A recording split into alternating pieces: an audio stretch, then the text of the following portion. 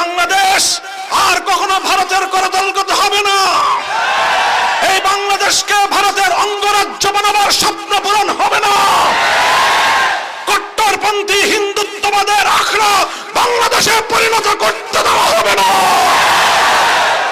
খবরদার, হুঁশিয়ারি উচ্চারণ করতে চাই, 5ই আগস্টের স্বাধীনতা সংগ্রামের বিরুদ্ধে, গণঅভ্যুত্থানের চেতনার বিরুদ্ধে যারা কথা বলবে, পিঠের চামড়া থাকবে না। সংগ্রামী সাথী ও বন্ধুগণ, 1971 পূর্ববর্তী সময়ে মুসলিম লীগ যা করেছিল, 2024 সালের 5ই আগস্টের পূর্ববর্তী সময়ে আওয়ামী লীগ তাই করেছে।